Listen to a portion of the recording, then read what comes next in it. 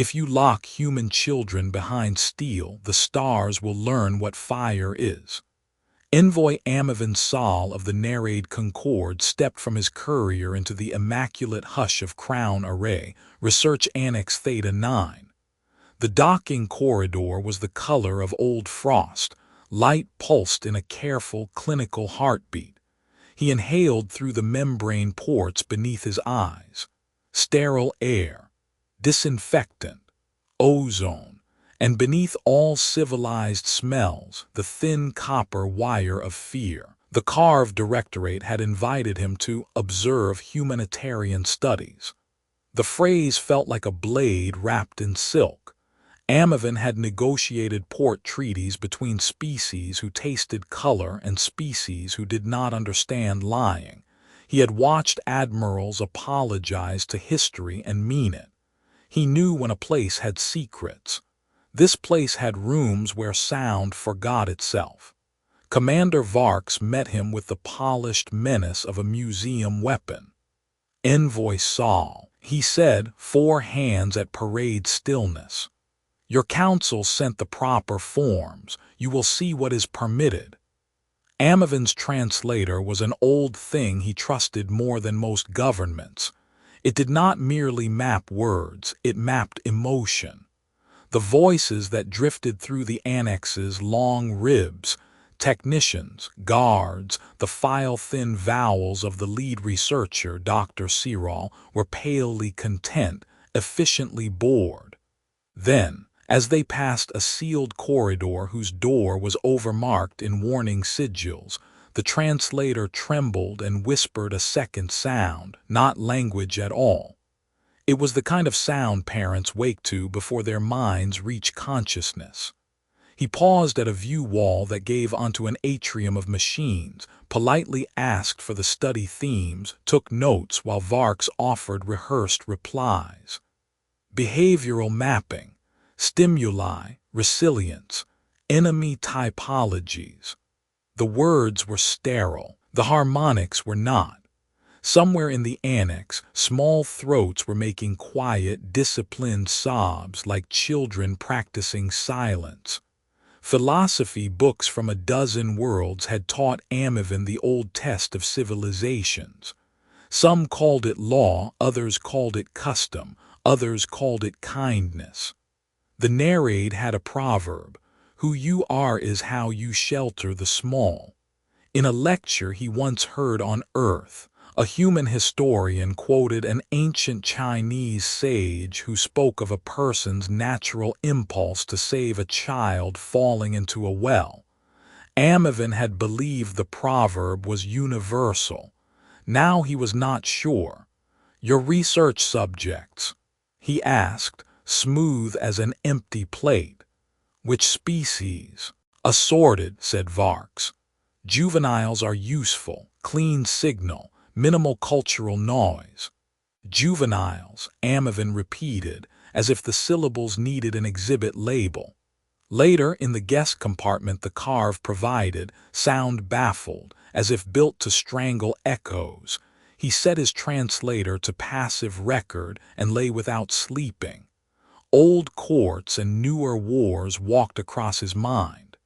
There had been tribunals on planets where the air itself remembered names. There had been pieties and apologies and the sterile ecstasies of bureaucracy. None of those would help a child tonight. At Annex midnight he walked. Diplomatic credentials let him drift where lights remained white, but his feet touched shadows like a second language. He found a maintenance ladder rising beside a sealed viewport, climbed. On the other side of the glass lay a room with a grid of narrow berths, too short for adults, too many for dignity. Clothing folded in exactly identical stacks. Water dispensers that blinked only when a wristband was shown. Painted scraps tacked beneath bunks, planets, clumsy stars, shaky letters in human script. One drawing showed a blue marble with a ring of tiny stick figures holding it up. A boy near the corner stared at the glass as if he could see through light and reflection into Amavin's pupils.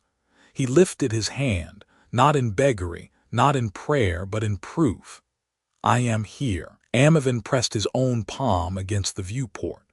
The translator whispered fragments in his ear. Mama, it hurts being replaced by the stranger word that never should belong to children, home. He climbed down cold rungs with hot hands. Later that cycle, he stood outside a conference bay and listened through the seams. Dr. Cyril used words like profile yield and fear curve. A slide he could not see was described as juvenile volatility under isolation. An officer asked about acquisition. Cyril said the convoy name with a scholar's calm, pioneer thread, a human caravan of families, teachers, medics, farmers, the ordinary scaffolding of a species. Catastrophic engine failure, the doctor said. We rescued viable subjects. The translator, which could not parse lies, shivered anyway. Amavin had been taught that law was a fragile boat between shores called power and good. But there are times a voice must become a flare. He understood, with the clean click of a tool seating, that to save those children he would have to offend both shores. Before sleep, if the stasis of staring qualified, he composed a sentence and repeated it silently until it fit his mouth like a vow, like a blade. If you lock human children behind steel, the stars will learn what fire is, and the fire will have a name. Morning on crown array tasted of copper and performance. Commander Varks poured tea with the patience of a man who believes himself history's instrument. Our studies, he said, will prevent wars. Or start them. Amavin answered, too mild for insult. They spoke in the careful cadence of professionals who would rather not say murderer or liar, who used words like parameters to avoid words like pain. Philosophy has a hard time at such tables, so Amavin set the conversation on rails neither could evade. You know the earth proverb, he said. If you hurt a child, you call a village to its feet. Varks's mandibles angled in dry amusement. Humans are not a village. They are a splintered tribe that writes stories to frighten itself into courage. They will file petitions. They will be ignored. History is a jealous reader of petitions, Amavin said, but it devours stories. They walked again, dutiful tour revisited so the sign-in logs would show propriety. At a secondary viewport, Amavin's translator caught a teacher's cadence. Soft vowels practicing letters with a smaller voice. Only there was no teacher, only an older child trying to plait hope into the morning. Beneath the berths, taped to a support strut, someone had hidden a scrap of foil with a smudged drawing of a dog with a cape. The dog's name, blocky capitals, was Hero. Dr. Cyril materialized with 2 guards and a scholar's contempt. Envoy, he said, your Concord sympathy is noted. Juvenile subjects exhibit unfiltered affect. Adults lie. Children tell the truth with their pulse. Then listen, Amavin said and opened his recorder. The corridor filled with the smallest truths in the universe, names sung under breath so they wouldn't be forgotten, countings to 10 to keep panic in a box, a lullaby that tripped on the word home and stood there, waiting as if the syllable could open a door. Cyril did not flinch. Noise, he said. Emotion without structure.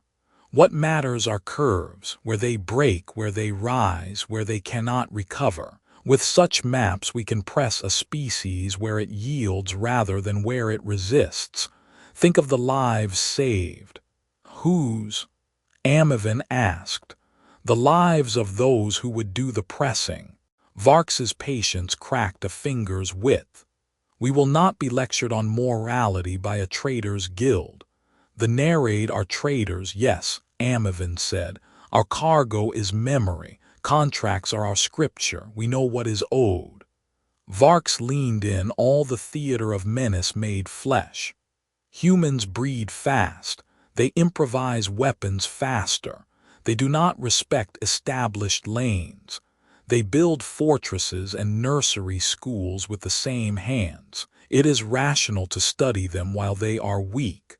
Rational, Amavin repeated, hearing the word like a brittle bell. Your reason is a ladder you climb to step across a well with a child inside. He should not have said the next thing.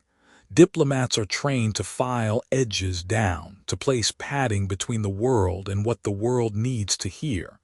But he had put his palm to glass and felt a small palm answer. You archive the cries of human children, he said, voice level as a horizon. Do you even realize what you have called down? Varks did not understand. People who have never felt a parent's breath stutter usually do not. That night the corridor lights dimmed to red for maintenance. Amavin walked again, only this time with purpose. He found the data spine, the quiet hallway where the Annex's nervous system met its nerves. He routed his courier's quantum keys through a merchant's relay older than the Directorate's pride. An underground lattice of favors. Ayu, the stubborn commerce of people who believe in debts that cannot be enforced except by honor. He wrote a message the way a person writes a prayer they expect a stranger to read. 2. Any human ship within 3 weeks' sail of Crown Array, Annex Theta 9.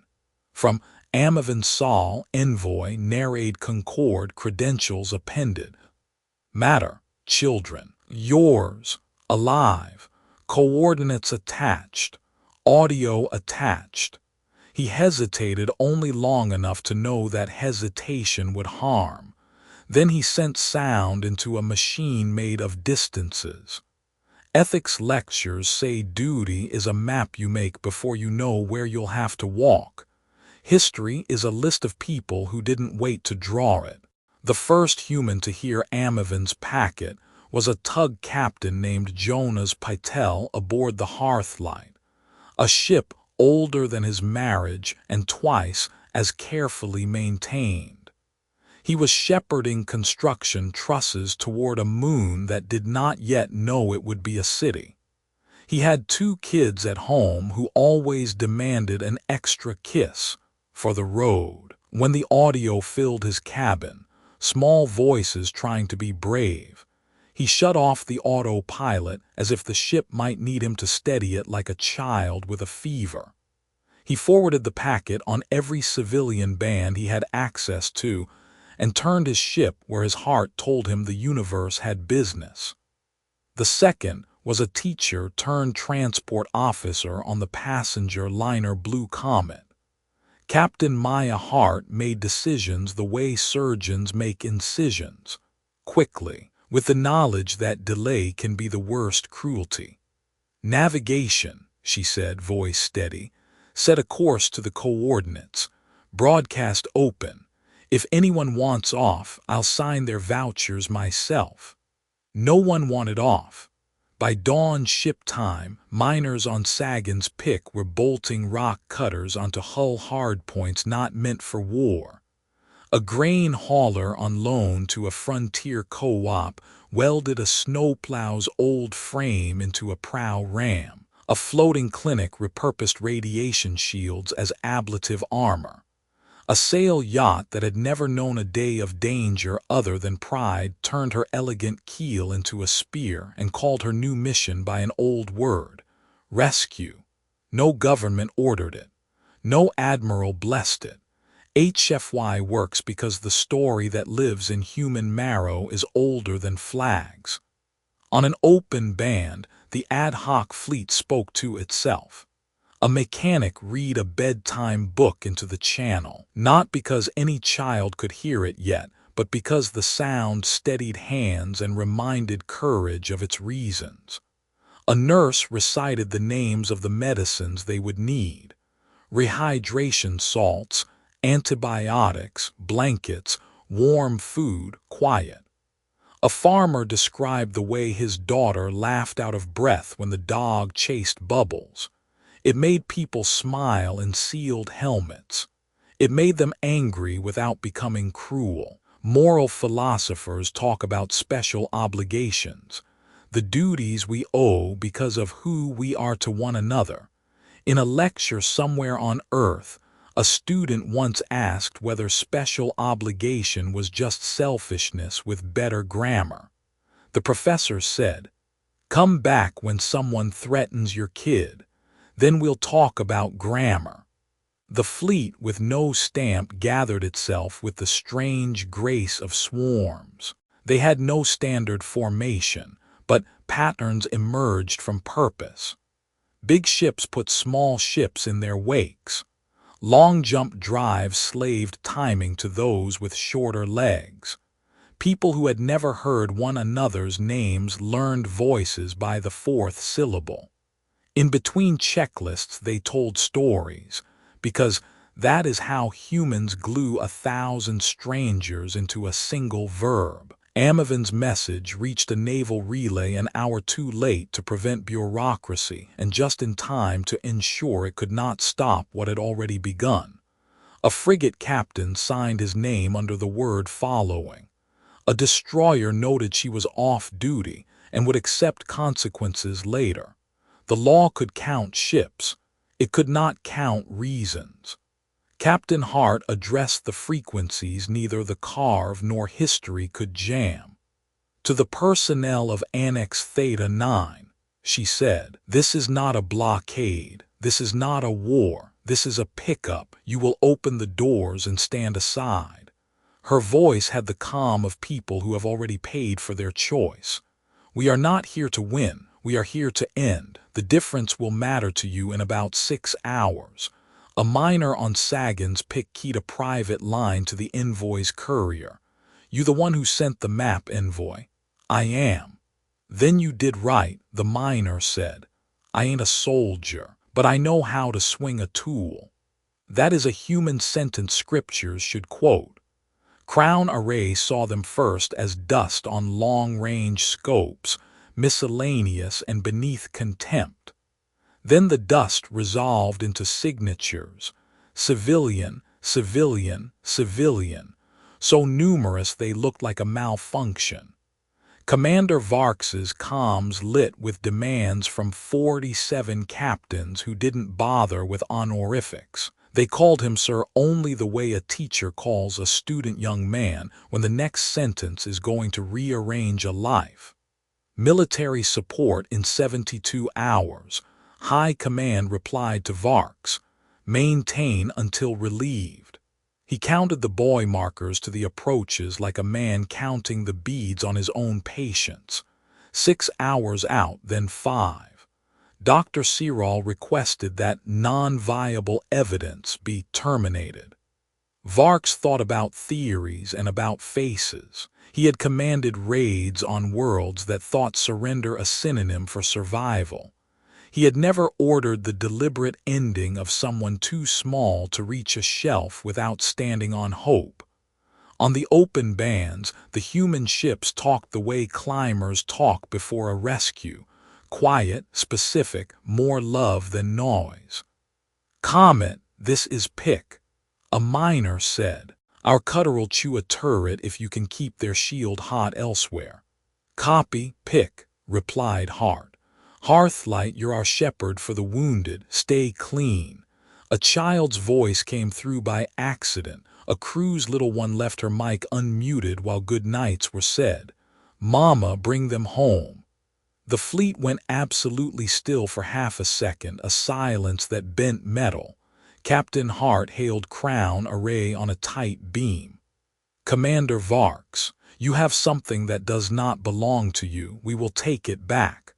"You are in violation," he began. "You violated something older than law," she said. "Open the doors. Your ships are unarmed freighters." "We carry what we need," Hart said. "Today, what we need are our kids." Varx deployed the Annex's batteries, a geometry he had practiced in simulations with elegant outcomes. The first volley from the human side looked like foolishness. A mining laser sprayed across shielding like rain. Then 3 smaller ships dove through the spray to the exact point the laser had overheated, tossed kinetic darts salvaged from cargo struts, and peeled away like birds teaching a hawk about humility. The station shuddered, not wounded yet, but introduced to the idea. The yacht Juniper, all grace and bright vanity when she'd been built for parades, came in on a line so straight it felt like a prayer rope. Her pilot spoke once on all channels. "I have a boy named Lewis. He likes rockets and pancakes. Tell him I flew true." The Juniper turned her beautiful spine into an instruction about love and kissed a turret until it broke. Shields fell in stages. That is how hope works, in pieces then all at once. Carve fire answered, professional and cruel. 2 civilian hulls went to blue-white in a breath. The fleet spoke their names aloud because memory refuses to let physics have the last word. "We are not here to win," Hart said again. "We are here to end." The sentence meant end the night, end the cages, end the idea that children are levers. Words can carry more than one cargo if you let them. In an ethics class on Luna once, a cadet asked whether ramming was moral. The instructor said, "It depends whether you are ramming the innocent or the machine that eats them." History does not always grade on a curve. Sometimes it writes pass in letters that look like scars. Boarding teams were small dock workers with gloves, medics with kits, sailors with the long memory of drills they never expected to use. They moved like water, because water does not forget low ground. A pair of retired firefighters from Milwaukee, gray at the temples, steady in the breath, took one look at the annex's smoke diagram and drew arrows with the same certainty they once used to enter burning homes. Amavin watched from the courier's forward blister, his hands steady in the way hands get when the world finally admits your fear was a map. He sent another packet on the merchant lattice, this time not to call but to witness. Recorder on. He described what it looks like when untrained courage teaches trained cruelty a lesson. He spoke the words as if he were building a bridge to a future court, a future student, a future enemy who might be cured by a story. Crown Array's internal alarms rose into the key that makes even professionals remember their parents. Vark stared at a tactical display that did not respect his plans. Dr. Cyril shouted something about destroying datasets. A guard lowered his rifle a fraction when he heard, through steel and error-proofing, the most universal sentence the universe makes: "Don't be afraid, we're here." At the Annex's primary airlock, Captain Hart came to a stop that felt like a punctuation mark before the clause that changes a book. She toggled her helmet mic. "Every human is a parent today," she said, not as a threat but as an explanation. "Breaching," someone reported. "Breaching," echoed 3 more, a chorus becoming a vow. "If you lock human children behind steel, the stars will learn what fire is." The first spark had already taken. Boarding alarms turned the annex red, and the red made everyone inside honest. The first breach team rode pressure like a wave, not elegant, just true. A dock worker named Sal had a line gun meant for moving cargo pallets. Today it tugged down a barricade. A nurse named Priya counted out loud. 1 for air, 2 for seal, 3 for hope, so the hands around her would remember to breathe. Captain Maya Hart moved at the front because leaders go where verbs become nouns. "Remember," she said over SquadNet, "this isn't conquest, this is a pickup." The word steadied people as if she had announced a familiar errand: school doors at 3 p.m., backpacks slung, snack wrappers crinkling, the ordinariness that civilization is made of. A car of firing lane bit sparks off the bulkhead. The humans answered with what they had. Mining cutters seam-scoring cover. Nail guns turned into flechette storms. A battering ram welded from a cargo jack. Training mattered less than motive. Most of them had never heard a live round. All of them had heard a child weep. They reached the first containment door, triple-sealed, warning sigils stacked like excuses. A firefighter from Milwaukee knelt to read the panel as if it were a hydrant hidden under snow. Pressure equal, heat signature high but stable. They packed them tight. His partner drew a chalk line around the panel, a ritual born in kitchens and tenements, and whispered, "When this opens, nobody rushes. Soft eyes, soft hands."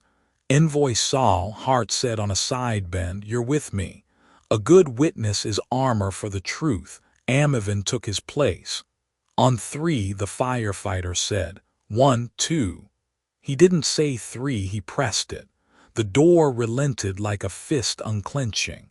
Smell is the oldest language. The room spoke of metal and too many breaths, of recycled humidity and small fear gone stale. 63 faces turned toward the sudden square of people and light. Some flinched, some froze, some simply stared as if they were trying to decide whether hope was a predator that could be appeased by stillness. Then a tiny voice did the bravest job in the universe. "Are you the ones from the story?" "The story?" Priya asked, dropping to a knee so her eyes would be level. "The one the big kids told," the child said. "About grown-ups who come when you say your name." "We are," Priya said, and she believed it because belief is contagious. "Tell me your name." "Ellie," the voice said. She lifted a wrist banded with numbers. "But I remember mine." Hart's helmet clicked. Sometimes command is a throat clearing so tears will not confuse orders. Teams, you know the drill. Psychological first aid, names, water, warmth, choice. No needles yet unless vital. Everyone gets asked before you touch. No one gets hurried. We can be fast without being rough. A boy near the back counted in whispers, 4, 5, 6, as if the numbers kept the room from flowing away. Amavin recognized a duty from 100 legal codes and one human parable about a well. The obligation to child, prior to tribe, prior to law. "Water." A medic asked gently, "What's the price?" A girl said, "Perfect question." Someone had taught her that nothing had been free for a long time. "The price," Priya said, holding up a foil pouch like a chalice and making a ceremony of ordinary kindness, "is that you tell me how you want to be called." The door learned their names then, because doors are made for learning what passes through them. Zara with a star sticker, Daniel who didn't like loud voices, Amina who wanted to carry the drawing of a dog with a cape hero, because promises need mascots. A boy whose band said H47 whispered Thomas, and tipped his chin like he understood that being called by your name is a treaty signed in the heart. "Captain," the firefighter murmured, "we'll need stretchers for 3, heat loss, muscle wasting." Whoever designed this room didn't understand children's legs need to run. They didn't design it for childhood, Hart said. They designed it for numbers. On a side corridor, resistance stiffened. Carved security fired with the economy of training. A human welder surged forward more bravely than wisely. Varks, watching through cams, saw what every commander fears, that he had misread the opposing arithmetic. These were not units, these were parents. Dr. Siral arrived with a data case hugged like a holy text. "Commander," he said over internal net, voice tight with a front, "they are handling subjects without protocol. Cross-contamination will." "Stop saying subject," someone said into Siral's channel. It was Hart, voice low and close. "They are children. If your mouth cannot hold that word, It is not fit for words. He tried to retreat to the comfort of curves and charts. Human juveniles exhibit names, Hart said. Now, in the room, Priya had started a roll as if it were roll call on a first day of school. You say your name, we say it back. That's how you know you exist where we can hear you. Ellie, Ellie, Daniel, Daniel, Amina, Amina. The room warmed 10 degrees by a unit no panel knows how to measure. Captain, a tech reported, we've got the annex's internal locks in safe mode. We can open the rest. Slow is smooth, smooth is fast, Hart said, borrowing an old rescue adage. She glanced toward Amavin, who was recording as if the recorder were a reliquary. Make sure history hears this. It will, he said, but first the children will. Varx's last organized volley bit metal. The juniper's sacrifice had left gaps. Now the humans threaded through them like a needle remembering the shape of cloth. The annex's defenses were still teeth, but teeth can be broken faster than a parent can be convinced to stop biting back. At the threshold, a boy with a paper crown, someone had made it from a med kit box, looked up at Hart with the particular skepticism of 8-year-olds. Are you in charge? Only until you're safe, she said. Okay, he said gravely, because some arrangements are obvious. Let's go home, Hart told them, the way Americans have said it after floods and fires and long nights, the way any people who love small hands says it when the door finally understands its job. And the annex learned a new function, not containment but release. The quickest path to the bridge ran past walls that wore triumphs like medals, captured blades, citations in languages flexed into praise. Hart's boarding detail came through the last blast door with the purposive calm of people who have already done the hardest thing. The bridge crew froze in the posture of those waiting to be measured. Commander Varx, Hart said, rifle lowered but steady. Your guns are done talking. Now your mouth will do. He tried the dignity of office. You have violated. Something older than violation, she said. Take your credentials off and put your hands where the children can't see them. Amavin stepped to the right of center, never directly under a cannon, never directly between two enemies, and raised his voice to let it carry without shouting. This is an evidentiary recording for future proceedings across jurisdictions. Parties present: Captain Maya Hart, Civilian Coalition; Commander Varx, Carve Directorate; Dr. Sirol, Lead Researcher; Envoy Amavin Saul, Narrade Concord. Subject: the seizure, confinement, and experimentation upon human juveniles. Sirol's contempt snapped like a brittle rod. Your rhetoric is imprecise. We conducted lawful research into enemy psychology. Lawful where? Amavin asked. Show me the statute that permits cages for children, and I will show you the grave in which your civilization buried its future. Hart's visor mirrored Varx back at himself, a professional who had reached the cliff where orders end. You have a choice, she said. The first choice you've had today that matters. Help us open every door, transfer every file, and stand down. Or make me teach you a lesson no one should ever have to teach twice. Varx looked at Sirol, at his crew, at the schematic that had pretended to be destiny all morning. War had trained him to measure costs. He had counted ships, munitions, minutes. He had not counted stories. Doctor, he said, voice lower, give them the access. Sirol recoiled as if from blasphemy. Commander, the datasets are curves, years. Your curves will not raise the dead, Hart said. Your curves will not kiss a child's hair back from their eyes. She stepped closer to Sirol. Do you know the American word Amber Alert? Do you know what a whole country does when one child goes missing? Phones light up. Highways sing. Strangers become a net. Today you have learned the interstellar version. Cyril tried to retreat into numbers. Your juveniles break easily. We have evidence. Individuals break, Hart said. Species fuse. That distinction is why you are about to lose more than a fortress. Amavin felt, as he sometimes did at the moment a treaty signs itself, the stillness that follows the right verb. He thought of Mencius and the child by the well, of American small boats at Dunkirk's old cousin across oceans, of the Cajun Navy that had once launched in floodwater because bureaucracy was late and neighbors were drowning. Civilizations rehearse their goodness in small things so they will remember it when the big thing comes. A comms tech on Hart's flank received a whisper over net, pressed a hand to his ear.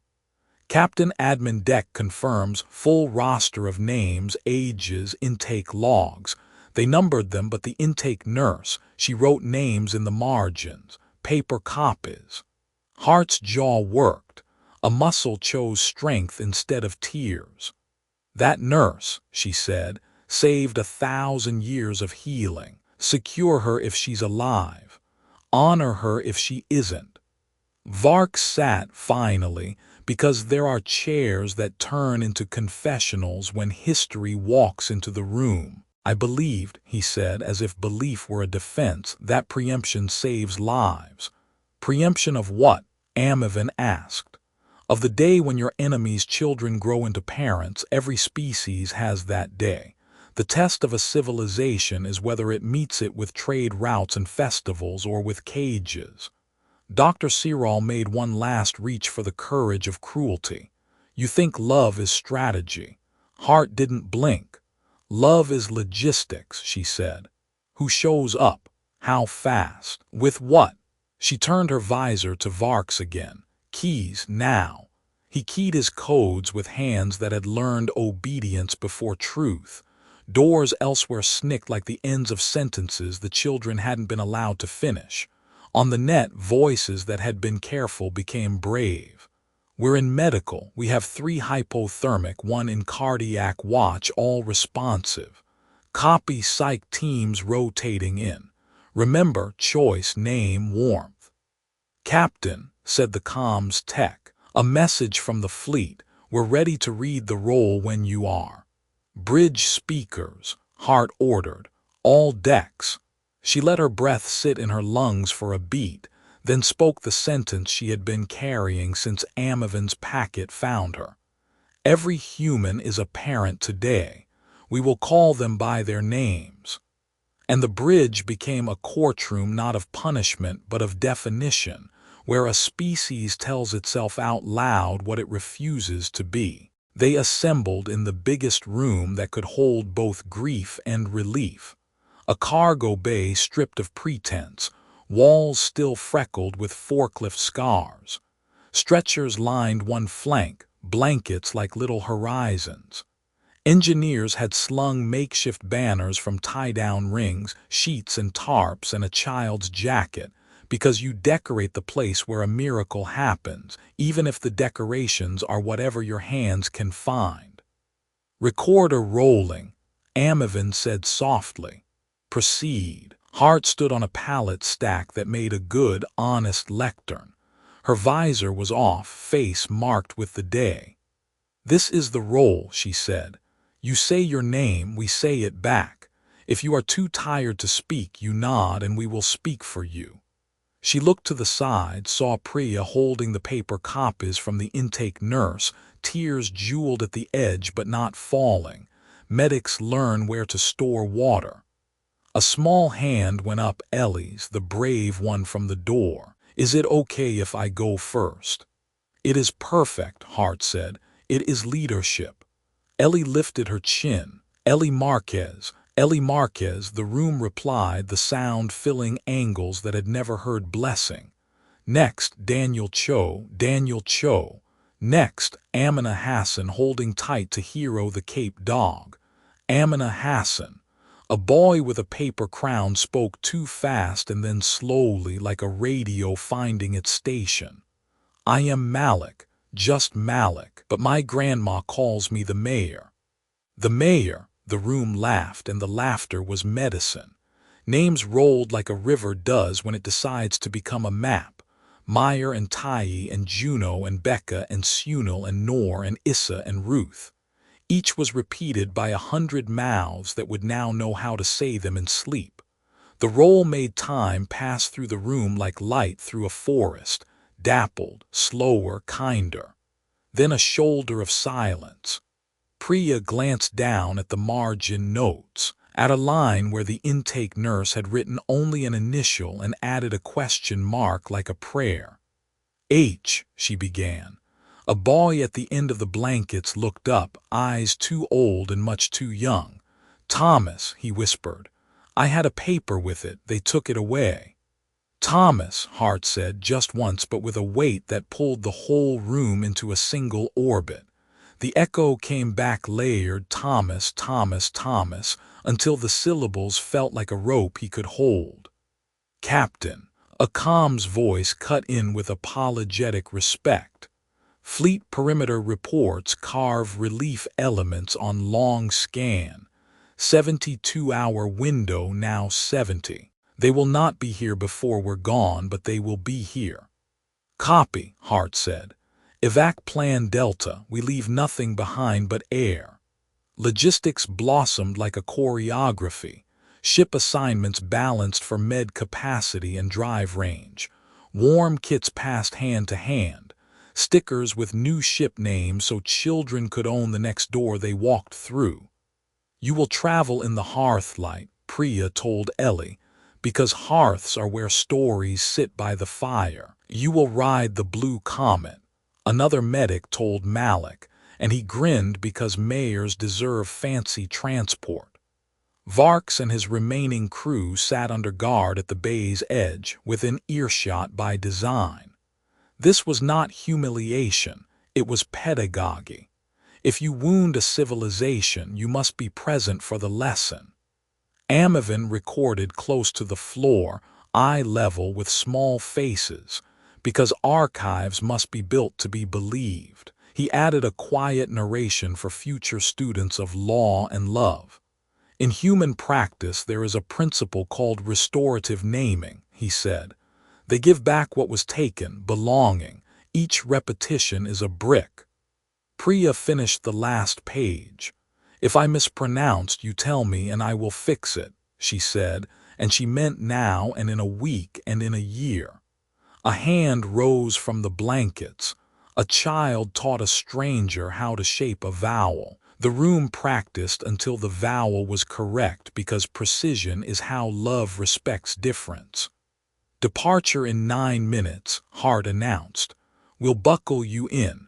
You can hold hands during jump if you want. Some of us like to. A tiny voice, will it hurt? No, Hart said, and then honest. It might feel like a sneeze that forgot to happen. Giggles, medicine again. On the far wall, a welder had etched a quick memorial into a panel with a cutter's kiss. For those who waited too long. For those we will always say by name. The letters were ugly and perfect. Captain, the comms tech said quietly, the intake nurse, we found her. She stayed at the console to keep typing even when they tried to pull her away. She died at her post. Hart closed her eyes for the space of one name, then opened them with the steadiness that makes soldiers follow and children believe. Read her name into the roll. Anya Petrov, the tech said. Anya Petrov, the room answered, and in that answer a nurse from a species that had not voted on humanity's worth became part of humanity's story. Let's go home, Hart said again, not to hurry but to bless the plan, and the bay became a river moving toward the sea.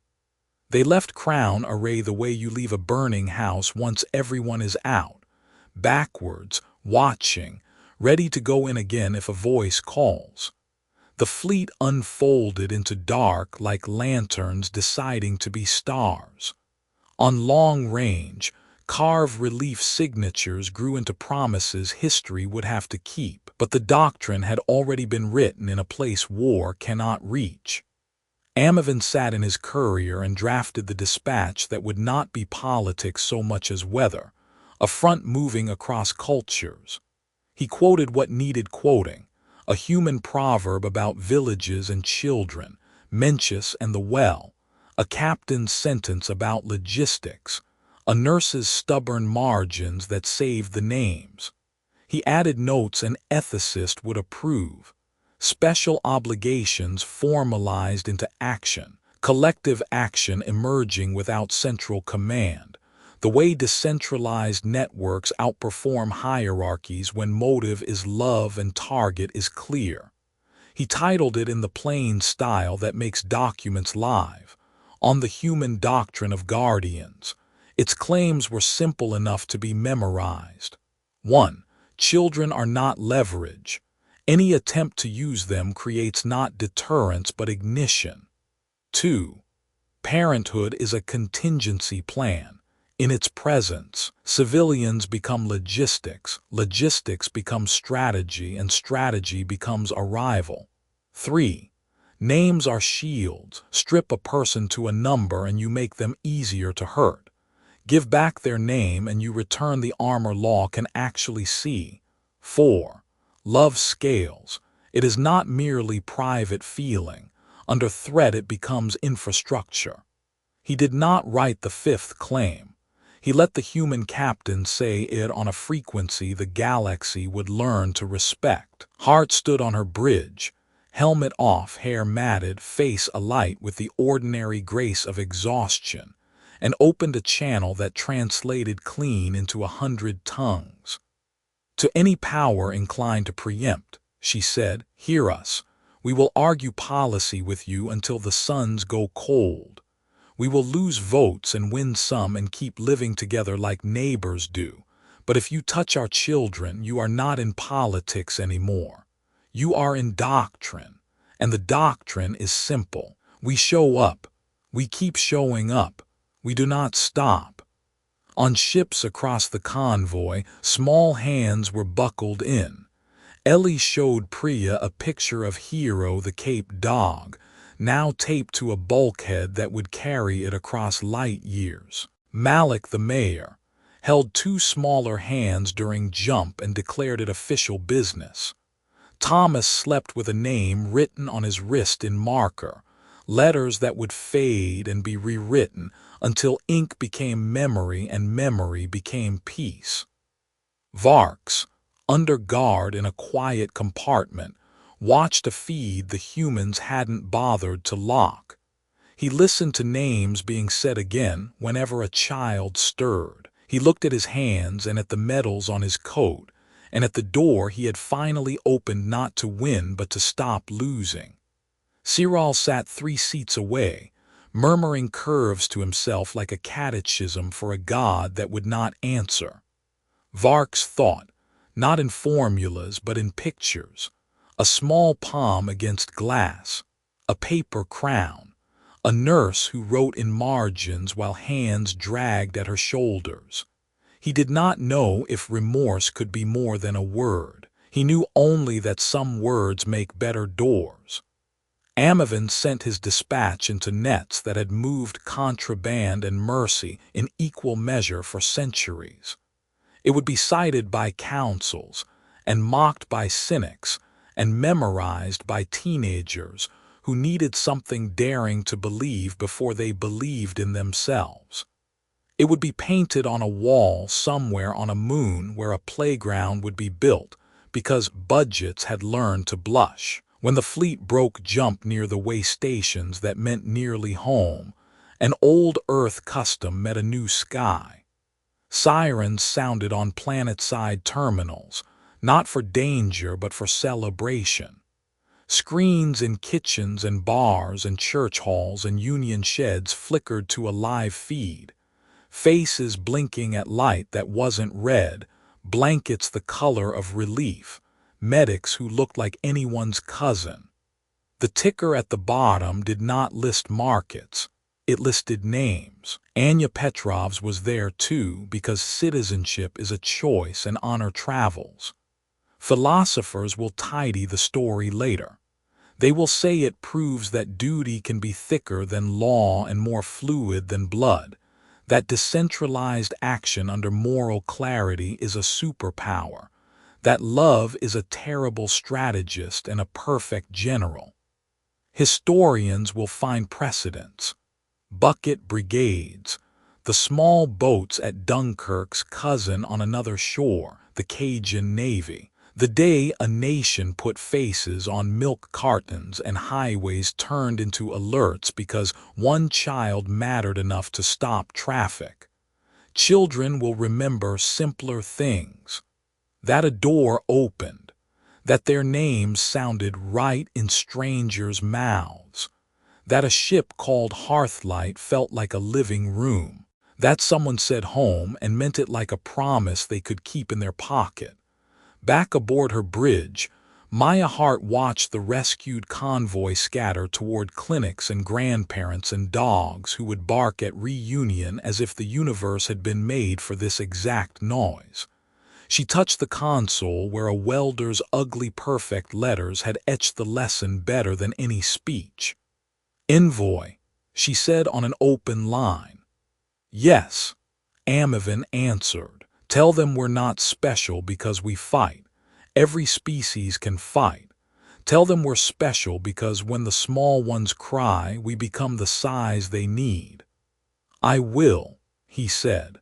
"And tell the ones who think children are tools," she added, not unkindly, just accurately, "that the last empire to try it is a cautionary tale on a plaque in a museum that school kids visit on field trips." Amavin ended his dispatch with a sentence he had learned at a viewport with a small palm pressed to the other side. He did not attribute it to himself. He had never been its author. He sent it as common property like light. If you lock human children behind steel, the stars will learn what fire is. And then he added the footnote a lawyer would approve and a parent would engrave. The fire is us.